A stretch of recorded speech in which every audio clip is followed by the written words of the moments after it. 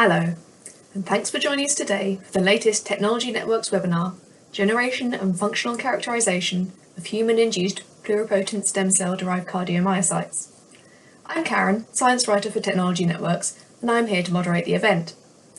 I'm very pleased to have Dr. Giovanna De Filippi from Axion Biosystems and Dr. Stephen Broadbent from Axel Bioscience join us today as your presenters. A very warm welcome to you both. Giovanna is the Business Development Manager, EMEA, of Axion Biosystems, supporting and implementing growth opportunities for their complete line of instrumentation. She holds a PhD in Physiological Sciences from the University of Milan, Italy, with a focus on neuroscience research. In her career, she's gained 10 years' experience in neuroscience research and preclinical drug discovery within the pharmaceutical industry, and 10 years' experience in scientific and commercial roles in the instrumentation industry, serving the life science and material sciences markets. She has a wide understanding of customer needs in both scientific and business settings, and a passion for bringing novel techniques and instrumentations to scientists. Stephen has nearly 20 years' experience in electrophysiology and a background in pharmacology, neuroscience, epithelial and cardiotoxicity, including 5 years working with multi-electrode array MEA systems. He's been with Axel for 2 years, during which time he has worked extensively with Axel's in-house iPSC-derived neuronal and cardiac cells. This has included differentiating and culturing them, and validating their function in monoculture and co-culture in 2D and 3D assays using MEA systems. Initially, he was an electrophysiologist on the Meso-Brain project, an EU initiative to develop and validate a 3D culture of 4 of Axel's cortical cell types: excitatory cortical neurons, inhibitory interneurons, astrocytes, microglia suitable for MEA and calcium imaging assays. For the last year, he has been responsible for a number of bespoke MEA projects, assessing the pharmacology and phenotype of different Axel iPSC-derived cell assays for external collaborators, as well as providing technical support to Axel's commerce team. Following the webinar, we will have a Q&A session, and we welcome any questions that you may have. You can submit questions for the Q&A session at any time during the presentation. To ask a question, please click the chat icon in the bottom right corner, enter your question into the box on the right-hand side of your screen and click Submit. We will answer as many as possible during the time available. For any questions we don't have time to get to, we will ensure you are contacted offline with an answer. Please remember that you can ask questions at any time, even if you're watching this webinar on demand. So without further ado, I will now hand over to Giovanna and Stephen. Thank you, Karen, for the kind introduction. Good afternoon, good morning, everyone, and thank you for joining this webinar today. My name is Giovanna De Filippi, Business Development Manager for Europe at Axion Biosystems. Axion Biosystems is a global leader manufacturer of microelectrode-based technologies for biomedical research. The focus at Axion continues to be on developing a platform of fully integrated and scalable microelectrode array products which are easy to use, reliable, predictive, and available in multi-well plate format. We will discuss today the key feature of the Axion Maestro MEA platform, the 4 cardiac assays for in vitro study of cardiomyocyte function that the platform provides, and the workflow requested.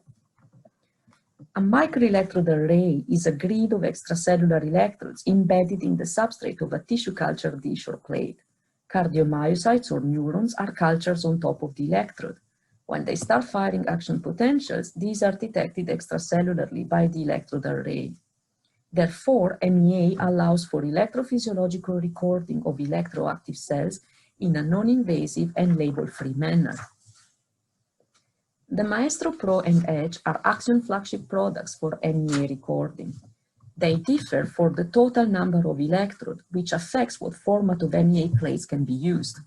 Maestro Pro supports the whole range of plates, while the Edge can only read from 6 and 24 well plates. Otherwise, all hardware and software features are the same. Both are benchtop size instruments with a built-in incubator. The assay starts with the push of a button to dock the MEA plate in the Maestro. This triggers the adjustment of the temperature and CO2 levels and the automatic recognizing and logging of the MEA plate type and number via an integrated barcode scanner. All 768 or 384 electrodes can record the data as well as be used for electrical stimulation. In addition, thanks to our proprietary electronics design, the same electrodes can be used to measure intracellular potential-like signal from cardiomyocytes, impedance as a surrogate of cardiomyocyte contractility, or impedance from non-electroactive cells to study cell proliferation or intracellular signaling, for example, for cancer-related assays. Both instruments work with Axis Navigator software for MEA recordings, together with a series of standalone tools for advanced data analysis and automated plotting of results. Both instruments can be used with our Lumos products for pairing MEA recordings with optogenetic stimulation. The cardiac module of Axis Navigator software enables the Maestro Pro and Edge to record and analyze 4 key measures of cardiac function. The field potential assay has been the bedrock for characterization of cardiac safety development and optimization for years. The LEAP, local extracellular action potential assay, enables action potential-like extracellular signal measurements in a multi-well plate format. The propagation assay maps the signal propagation across the array, providing information on cardiomyocyte coupling. And last, an impedance assay has been developed as surrogate measure for cardiomyocyte contractility.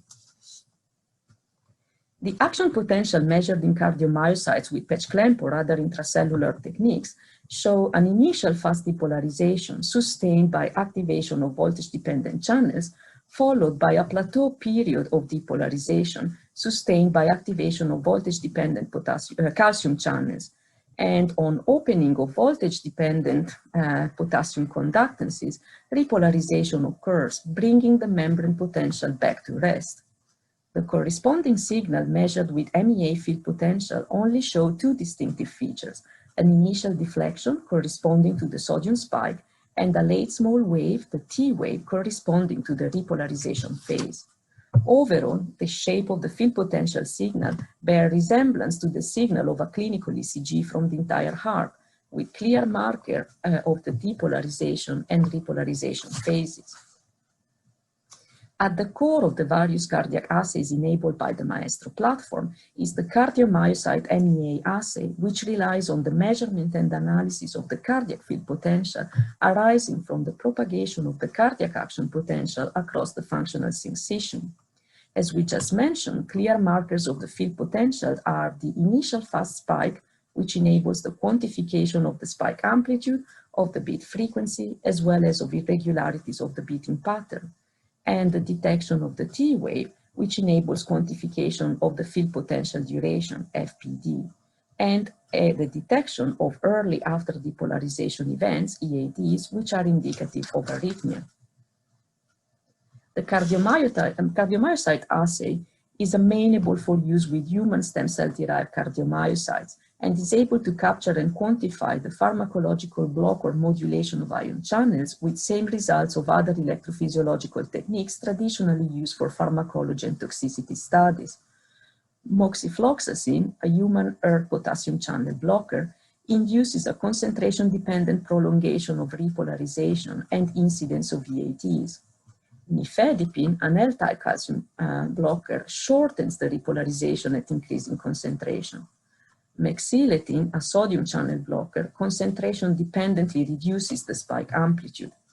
The data obtained using 2 different cardiomyocyte lines are reported from each of the independent sites running the tests, showing the predictivity and high site-to-site reproducibility of data generated with the Maestro platform.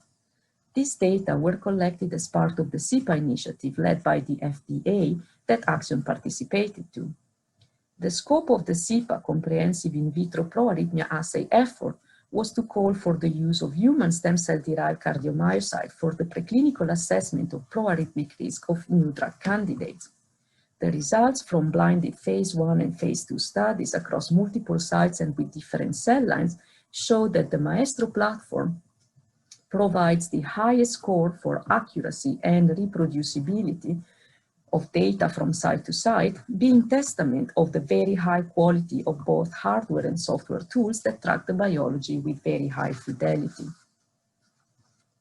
Technological advances developed in-house have allowed for the development of the LEAP assay, which allows for the transformation of the field potential signal into an intracellular-looking action potential signal. The LEAP signal, or local extracellular action potential, originates from the cells attached directly on an electrode following an induction process that strengthened the cell-electrode coupling, transiently changing the signal recorded at the electrode. This assay was developed using the same cells and MEA plates used for the SIPA study. The LEAP signal has an amplitude between 5 and 20 millivolts and is typically stable for 10 to 20 plus minutes after induction. Importantly, the signal shape changes reflect the action potential morphology, including the plateau phase of the intracellular cardiac action potential. LEAP can be induced independently on each electrode in any well. For the quantification of pharmacological effect of drugs, the following endpoints have been defined. Rise time of the fast depolarizing component sustained by sodium channel activation, action potential duration from beat start to 30, 50, 90% of full repolarization measured peak to trough, APD 30, 50, 90. Also, a triangulation ratio is calculated as the APD 50 over APD 90. The LEAP signal affords a number of advantages for cardiac safety assays. In particular, the size and shape of the LEAP signal improve the reliability and accuracy of automated analysis. Many of the key features for cardiac safety, such as prolongation of repolarization or the occurrence of EADs, are more easily detected by automated algorithm in the LEAP signal. LEAP signal reproduce expected responses to ion channel blockers, identifying drug-induced arrhythmogenic responses, as well as more subtle changes in action potential shape. Nifedipine induce a concentration-dependent shortening of the LEAP duration. E4031, the ER channel blocker, caused a prolongation of the LEAP duration with increasing concentrations and induced EADs at the two highest concentration applied. Verapamil, a multi-channel blocker, induces a concentration-dependent shortening of LEAP duration and at the highest concentration caused the cardiomyocyte to stop beating. With 768 electrodes across the plate, all cardiac assays, including LEAP, can be performed at 96 well throughput on a single plate. Here we show one LEAP signal from each well of a dosed 96 well plate with triangulation of the action potential visible for pterodilime in pink, vanoxerine in green, and automated detection of EADs for increasing concentration of the dofetilide in blue. By performing field potential and deep measurement across the array of electrodes in each well, information about the propagation of the cardiac action potential can be directly quantified, namely the speed and direction, as well as the consistency of the pacer location and propagation pattern. In an hiPSC-derived cardiomyocyte syncytium, the beating is generally initiated in one portion of the culture, the pacer region, and propagates like a wave through the tissue. Pharmacological agents and cardiac disorder can affect conduction by either modifying the excitability of the cells, like in the case of lidocaine, a sodium channel blocker, or by altering the gap junction coupling between cells, like in the case of an anti-cancer drug that causes decrease in propagation consistency from beat to beat. Cardiomyocytes cultured on MEA form a spontaneously beating syncytium. As the cardiomyocyte mechanically contract and relax over the electrode, the shape change is detected as an increase or decrease in impedance. The array of electrodes can therefore detect regions that are contracting while others are being stretched, and this pattern can be represented as a contractility map, where the relative size of each orange circle indicates whether the local cells are contracting or being stretched. A well-wide contractility signal is generated by the software combining the contractility signal on each individual electrode in the well. The contractility assay detects key parameters of contractility, including beat amplitude, beat period, and excitation contraction delay. Contractility provides important information about cardiac beating. Blebbistatin, a myosin inhibitor, reduces the well-wide contractility signal, and at high concentration, the cells stop contracting. While the contractility signal is reduced by blebbistatin, the field potential signal remained unaffected, and in fact, the field potential beat detection occurs simultaneously with the contractility measurement, allowing the contractility beat to be triggered on field potential depolarization. In this way, it is clear how to quantify changes in cardiomyocyte contractility upon drug application. Verapamil, on application of verapamil, contractility amplitude showed a clear concentration-dependent reduction, while vehicle control and E4031 had no effect. Human iPSC-derived cardiomyocytes are limited by functional immaturity, including immature calcium handling and contractility function. Physical conditioning of this cardiomyocyte via electrical or mechanical stimulation facilitate maturation as measured by a positive force-frequency relationship and detection of positive inotropes. Current in vitro protocols can require 2 to 4 weeks of chronic pacing.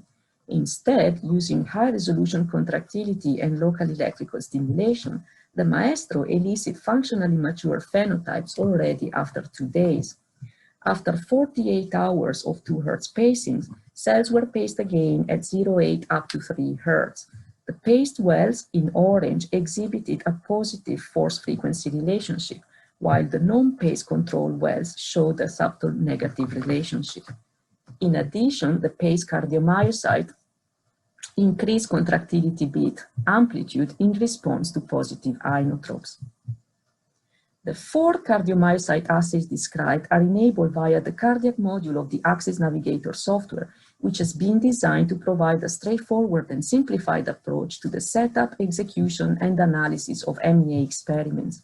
Pre-configured settings for the described assays and their data acquisition and analysis are available. Axis automatically shows the type and format of the plate in use and provides an interactive plate diagram that allows to create color-coded plate maps with information such as cell type or pharmacological treatment for each well. As the experiment runs, Axis Navigator allows multiple views of real-time activity in any of the wells in the plate. In the continuous waveform plot window, one can look at the continuous plot of the raw voltage data from each electrode, in this case from well A5, each rectangle representing 1 electrode. In the cardiac beat plot window, one can visualize the field potential waveform on each electrode in the well, or the leap signal or the beat, depending on the configuration used.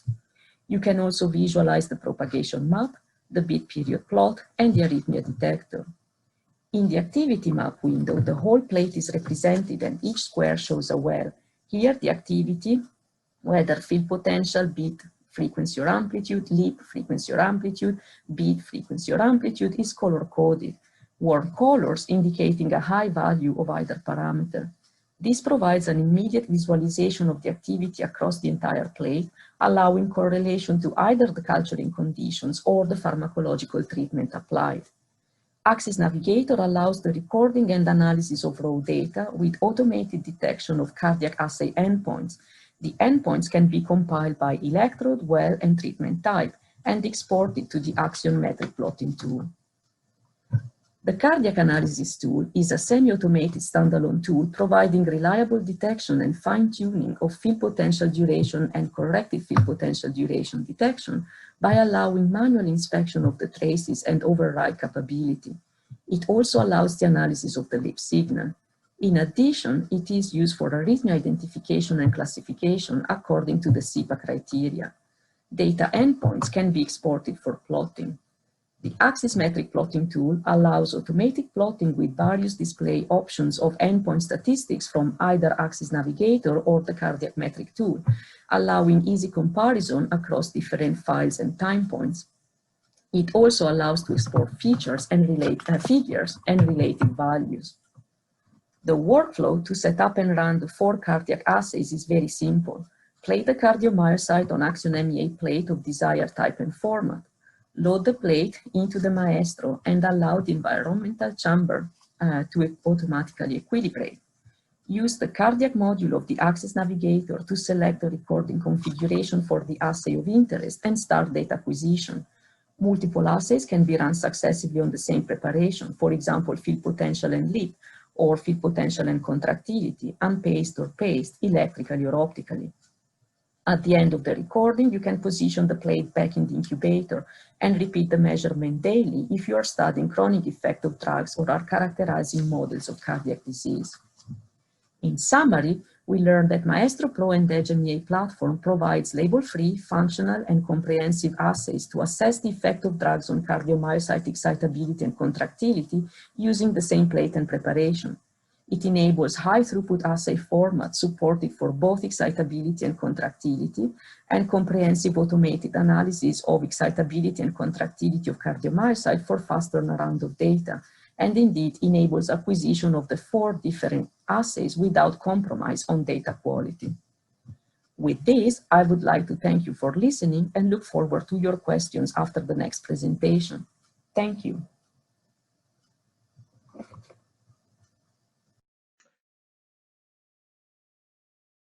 Hello everyone, my name is Dr. Stephen Broadbent. I'm the Senior Scientific Support Manager and Resident Electrophysiologist at Axel Bioscience. Today I'm going to talk about our range of cells, show you how to use them and show you some functional data we've obtained using them on the Axion Maestro system. Today I'll be talking about our induced pluripotent stem cell derived cardiomyocytes. I would like to give you a quick overview of the presentation today. I'll begin with a quick description of Axel as a company. I will discuss the launch of our new MEA screening service. I will then talk you through some validation data for our hiPSC-Derived cardiomyocytes using the Axion Maestro. And I'll be showing some MEA recordings and some data and a demonstration of how these cells on this platform can be used to help your research into cardiomyocytes and cardiotoxicity. I would like to begin by giving a quick description of Axel Bioscience as a company. We were founded in 2013 by Dr. Yichen Shi. We are located in Cambridge in the UK, but we have a logistics facility in Boston, Massachusetts in the US, and we are currently expanding our footprint within the US. We have a very large product range of iPSC-derived cells, along with all their supporting reagents and supplements, and these all come with full technical support and protocols for their use.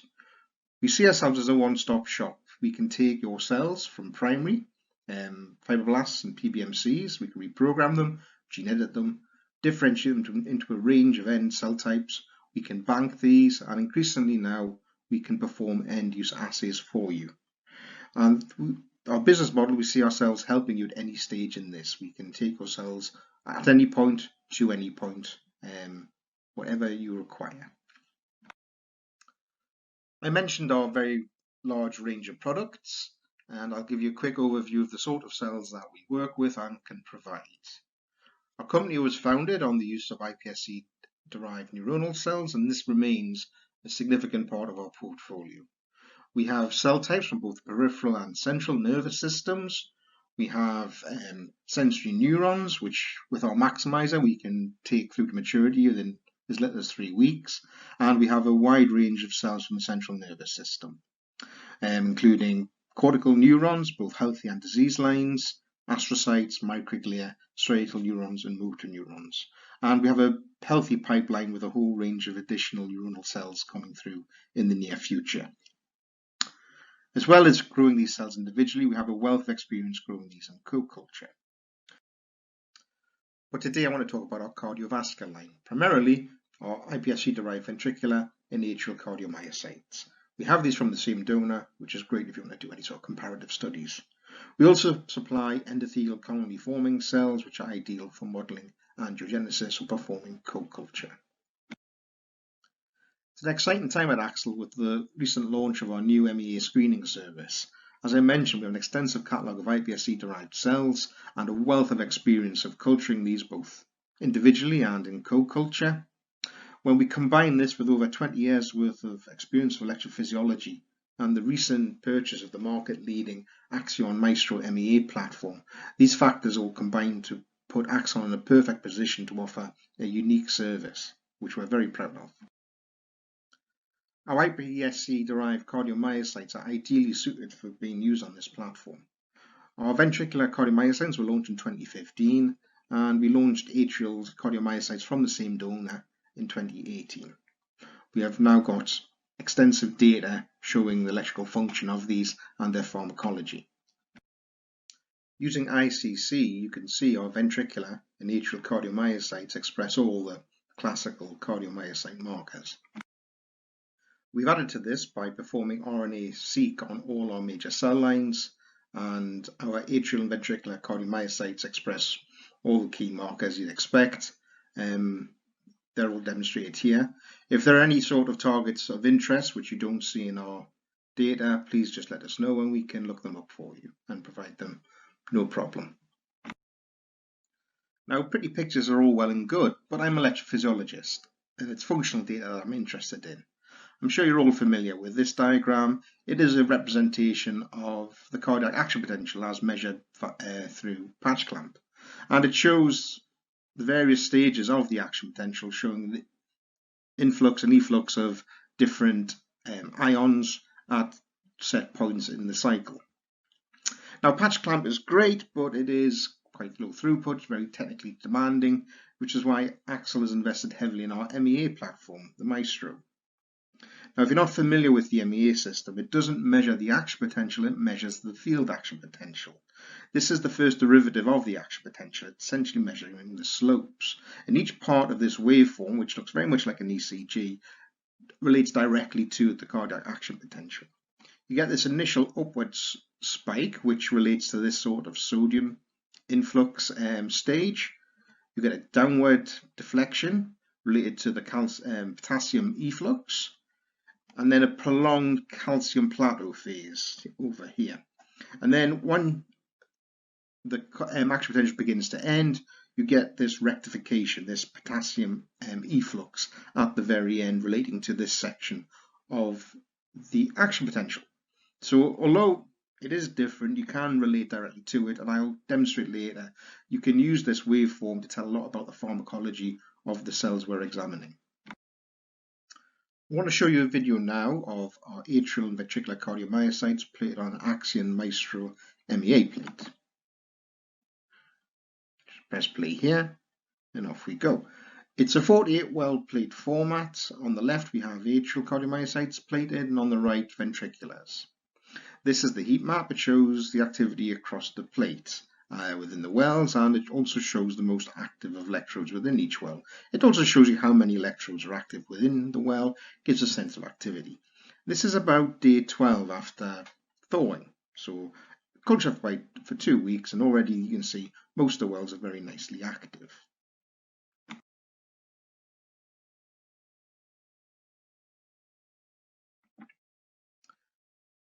So as well as the heat map, we can also look at the waveforms, as you can see down here.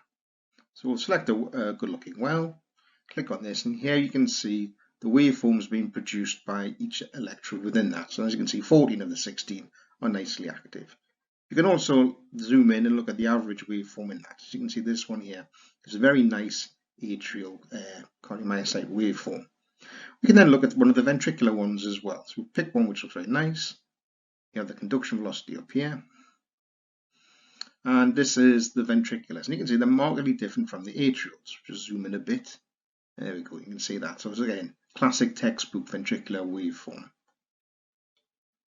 Every single electrode in this well is functional, which is nice.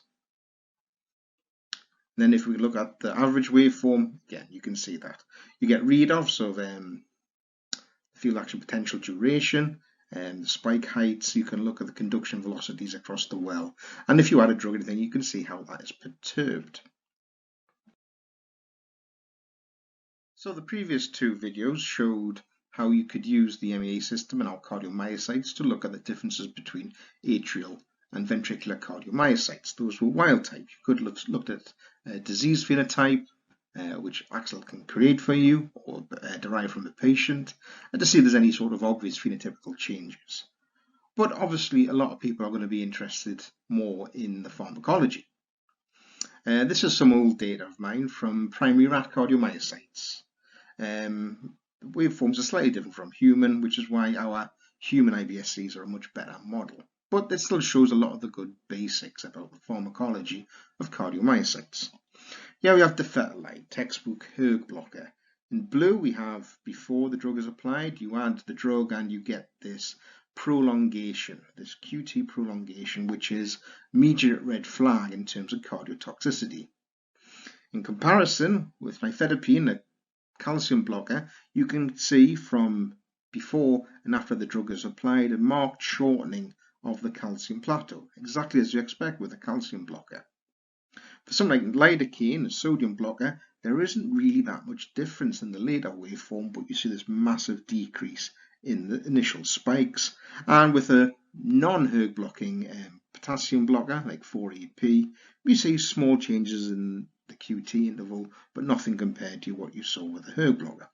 So, as proof of concept, primary rat cardiomyocytes are great for showing how, using a system like the Axon MEA, you can actually pick out the pharmacology from multiple different ion channels and see how it affects the performance, the waveform produced by the cardiomyocyte, and also pick up potential pro-arrhythmic factors, which would be a strong indication of possible cardiotoxicity. Now, rats are fine, but it's humans that we're interested in. It's no good showing cardiotoxicity in a rat if it doesn't replicate in a human. Here we have data from our human iPSC-derived cardiomyocytes. Black is before the drug's added, red is when 100 nanomolar defetelide is added. As you see, just with the rat, you're getting this marked prolongation, this QT prolongation, standard textbook example of cardiotoxicity. We're even getting early after depolarizations sneaking into the waveform. Clearly, the waveform itself is flagging up potential cardiotoxic effects of the compound. We know that defetelide is cardiotoxic. If this was an unknown compound, this would be immediate red flag for any toxicology department.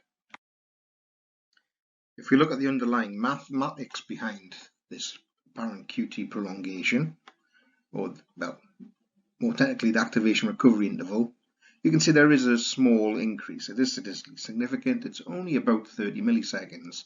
However, the guidelines are anything above 20 milliseconds should be considered a cause for concern in any cardiotox study. So as well as picking up potential arrhythmias from the average waveforms, you can also pick it up by looking at the traces. At the top here we have our nice regularly beating control. We add in 100 nanomolar defetelide and you can see clearly it's causing an effect. There are clear evidences of arrhythmia starting to sneak into the trace. Here's another replicator of that. So looking at this, it's clearly an issue that defetelide is clearly causing some sort of disruption in the beating pattern. From those traces, we can extract a raster plot showing the beat patterns with and without the drug. Like I said, defetelide is a known arrhythmic, and as you can see, compared to the nice regular beating pattern we're getting with the control, we've got a clearly disrupted beating pattern.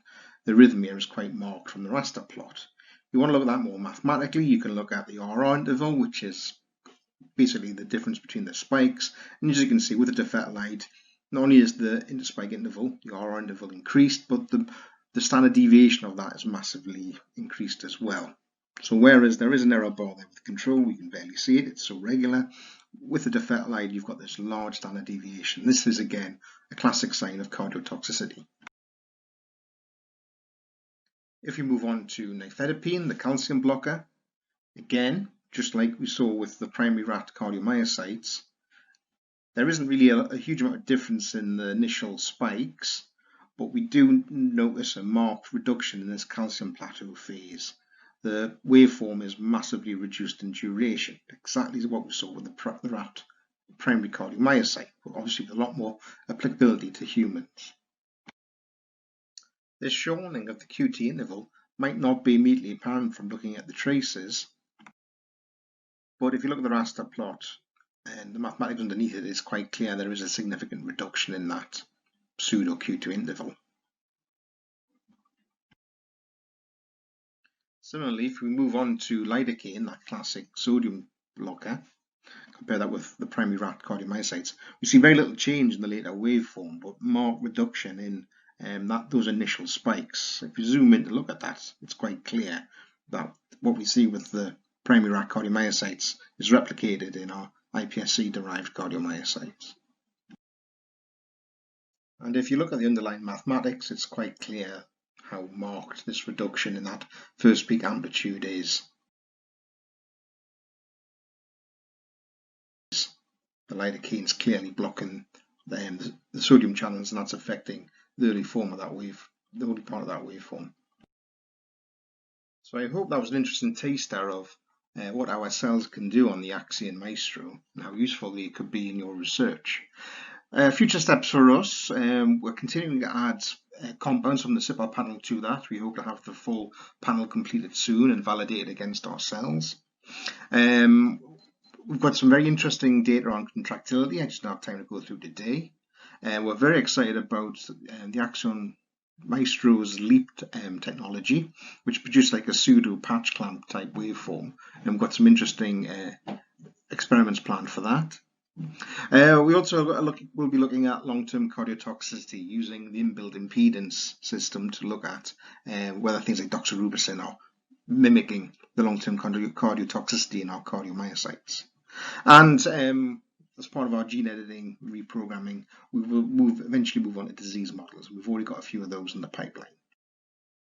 So in summary, the combination of Axon's Maestro Pro and Axel's hiPSC-derived cardiomyocytes offers an exciting opportunity to drive your cardiac research forward with confidence. And at Axel, our MEA screening service provides a unique opportunity to you, which we're very proud to offer to our customers. Thank you for your attention. Thank you both very much. I'm sure you will all agree that there have been some excellent points that have been raised during the presentation. So we're now going to begin the Q&A session. To submit a question to our speakers, please enter your question into the box on the right-hand side of your screen and click Submit. We will answer as many questions as possible during the time available. So we've already had a few questions come in, so we'll dive straight into those. First question, I want to study chronic effects of drugs on human-induced pluripotent stem cell cardiomyocytes. Can I do this with Maestro MEA? Yeah, absolutely. You can monitor your culture for as long as the protocol for the chronic studies request. Typically, you would record your baseline, apply the drugs, and then repeat the measurement over days. The plates can be safely repositioned inside the incubator, and you move them back into the instruments at every time point that you need to record for your study. Excellent, thank you very much. So for our next question, can I use the same plates if I want to do optogenetic stimulation of the cardiomyocytes? So for optogenetic stimulation, we have a special plate in our catalog. It's called the Lumos plate. They have a transparent bottom, reflective white walls, and the lid has lenses designed into it that facilitate the light delivery within each well without crosstalk between wells. So those would be the plates that you would need for optogenetic stimulations. Brilliant, thank you very much for that. Question. Do you perform MEA assays using other cell types? Yes, so the entire range of Axel's cardiac and neuronal cells are suitable for the MEA assay. So we have atrial and ventricular cardiomyocytes, we have sensory neurons, cortical neurons, striatals, dopaminergics, motor neurons. We have them both as wild type and disease. We can do them in co-culture. We're very flexible. So yes, any of our range of electrogenic cells will be suitable for this. Wonderful, thank you very much, Stephen. And how much does Axel's MEA service cost? Our costings tend to be bespoke, so we would negotiate the price directly with the customer. However, just as a baseline guideline, a cardiomyocyte plate, a 48 well plate, would be £2,700 each, and that turnaround's about 2 to 3 weeks. A cortical neuron plate is around £5,725 each. That takes about 5 to 6 weeks. And a sensory neuron plate with the maximizer is £7,250 each, and that takes about 3 weeks. Obviously, any additional analysis, calcium imaging, co-culture, things like that would add to the price, but this would all be negotiated with the customer. Thank you. Wonderful, thank you very much for that. So our next question, how long are cardiomyocytes viable in the Maestro systems? So the Maestro has an inbuilt incubator, which is great for monitoring cells, especially for like long-term cardiotox work. We find we've got a stable baseline within 3 weeks, but customers have taken these cells out a lot longer, several months if required. It all depends on the culture conditions, really. But certainly within 3 weeks, we get a nice stable baseline for doing any compound screening studies. Thank you. Brilliant, thank you very much. Next question, how much does an MEA system cost? So if you are interested in a quotation and understanding the format of the system that you would like to have together, I suggest that you fill a request form under contact us in our website, and then the account manager in your territory will engage in discussion with you and will discuss with you what formats you have available and what the price would be. Thanks. Lovely, thank you very much. And just come to the last question that we have time for now. What matrix are the cardiomyocytes plated on? So as standard, we tend to plate on fibronectin. Thank you. Brilliant, thank you. So a big thank you once again to both of our speakers. That's all we have time for today. But just to remind everybody that any questions we didn't have time to get to, they will be contacted offline with an answer. And you can continue to ask questions even if you're watching this webinar on demand. The webinar will now be made available on demand, so if you've got friends or colleagues that you think might be interested in this webinar, then please feel free to share the link. A certificate of attendance is available to download from the handouts tab on the right-hand side of the webinar platform. And if you're supporting material from this webinar, please navigate to the handouts tab as well.